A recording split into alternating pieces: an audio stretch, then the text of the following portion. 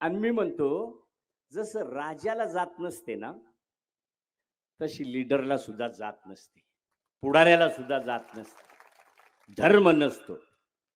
आणि मग जे माझी जात काढत असतील किंवा मी मराठा विरोधी जे म्हणत असतील ते जात पाहणारी लोक आहेत. मी जात नाही पाहिली. तुमच्यापैकी अनेकांनी सांगावं मला, कधी माझ्याकडून जुदा भावाची जर वागणूक झाली असेल तर त्याचा मी जबाबदार. आणि म्हणून मी सांगितलं होतं, जर मला जातीचं चुकीचं सांगून, मराठा विरोधी सांगून, कोळी आणि कोकणा करून जर मला तुम्हाला निवडून यायचं असेल तर सगळ्यात सोपं, मी आजपासून सुद्धा थांबून घेईन. मी गेलोच पाहिजे तरच राज्य चालणार आहे, तरच मतदारसंघ चालणार आहे असं काहीच नाही. उडी मारली तर काय म्हणे नौटंकी केली. अरे बाबा, नौटंकी केली तर काय केली? तर म्हणे जाळीत पाहूनच उडी मारली. मग तुमचं काय मत? सिमिटावर उडी मारू? अरे जर समजा त्या दिवशी दादांची, मुख्यमंत्र्यांची, ह्या सगळ्या उपमुख्यमंत्र्यांची, सगळ्यांची कॅबिनेट जर नसतील, त्या दिवशी निर्णय त्या रात्रीला 2:45 वाजता आदरणीय मुख्यमंत्री महोदय आणि ह्या दोघा चौघांनी बसून तो निर्णय करून 2:45 वाजता GR वर सही करून दिली. GR वर ती जर त्याच दिवशी 4 तास लेट झाली असती तर सिमिटावर तुम्ही मला उडी मारायला लावणारे, तुम्ही मला शिकवणारे एवढे मोठे नाहीत. मी ए प्लॅन, बी प्लॅन आणि सी प्लॅन त्यांना कशाला सांगू? त्यांना तो कळाला पाहिजे. पण त्या रात्रीला लगेच इकडं सुरू झालं, यांनी उडी मारली पेसा भरतीसाठी.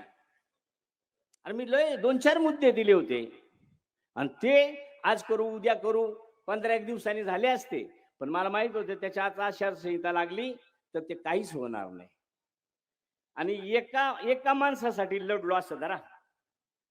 त्यांचं नाव होतं VS शार्दूल. 4 वर्षापूर्वी त्यांना प्रमोशन व्हायला पाहिजे होतं, ते हवलदार होते. शार्दूल बोथरा नसतील ना, आणि शेख जैन नसतील, पण प्रमोशन झालं. दुसऱ्या दिवशी 8 तारखेला 4 तारखेला हा कार्यक्रम झाला, नौटंकी झाली आणि 8 तारखेला प्रमोशनची ऑर्डर झाली. का ज्याचं प्रमोशन हे 4 वर्षापूर्वी होणार होतं त्याचं प्रमोशन अवघं रिटायरमेंटला 1.25 महिना असताना झालं. आणि त्यांनी माझे आभार मानताना एक सांगितलं का साहेब, खरंच तुमचा आभार मानतो का माझे आता पैसे किती मिळाले असते 4 वर्षात प्रमोशननी, त्याच्यापेक्षा नदीवर माझ्या फोटोवर VS शार्दूल, कैलासवासी VS शार्दूल PSI तेवढं नाव घेऊन जाईल, ते मला समाधान आहे. आणि ते समाधान करायला जो प्रकार केला त्याला तुम्ही नौटंकी म्हणता. अरे तुम्हाला हृदय असेल, काळीज असेल तर तुम्ही हे पुन्हा तुमच्या आत्म्याला विचारा, आपण काय बोलतो. नको नको त्या पद्धतीनं मराठा विरोधी काय, कोळी कोकणा काय. आता मध्यंतरी एक क्लिप काय करतात, वैभव एडिट करतात, एडिट केला ना मी विरोध. तुमच्या सगळ्यांच्या साक्षीने विरोध केलाय मी. अनेक ठिकाणी वादविवाद केलाय. बायांनी मला शिव्या घातल्या, बायांनी मला सह्याद्रीत अडवलंय. का बोगस आदिवासी नाबागुल सर सांगतील, चौरे साहेब होते का मला बायांनी अडवलं, मला मज्जाव केला, शिवीगाळ केली, पार अंगावर हात टाकण्यापर्यंतची पाळी आल्यावर सुद्धा मी घाबरलो नाही. काय व्हायचं होऊ द्या, पण आमच्यात बोगस आम्ही येऊ देणार नाही. नाही आले, सरकार माझ्या बरोबर आहे आणि मी चुकीचं सांगत नाही.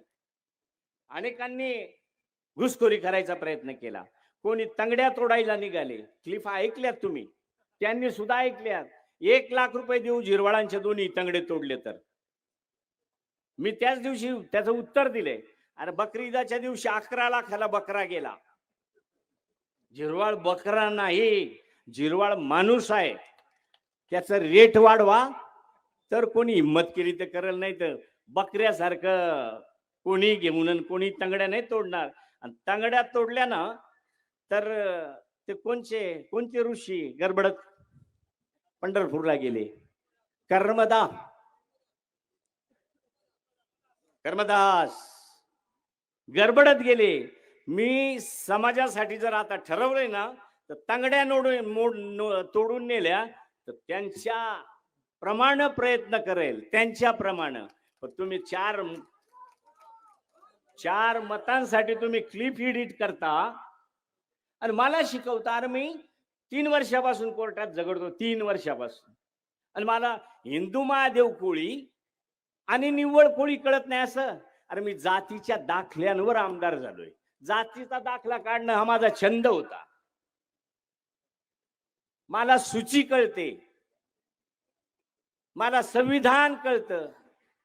त्याच्यासाठी तुम्ही उमेदवारी करता का बरं? तिकडचे आदिवासी नाही का? जर मी इकडं इतर समाजाला विरोध करून जर तिकडं मी फायदा केला असेल तर तिकडचा फायदा नको का तुम्हाला? बडांगे साहेब का नाही विचारत आपण? विचारा ना. तिकडे जर मी मराठा विरोधी आहे तर इकडे मी आदिवासी धार्जनी आहे ना.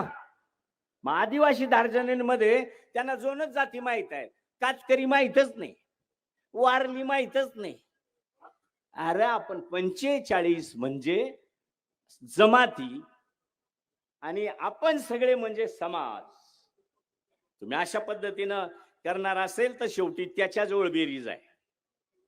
म्हणून मी खूप बोलत असतो, पण जे बोलतो ते थोडंसं बोचतं म्हणून त्या ठिकाणी बोलतो.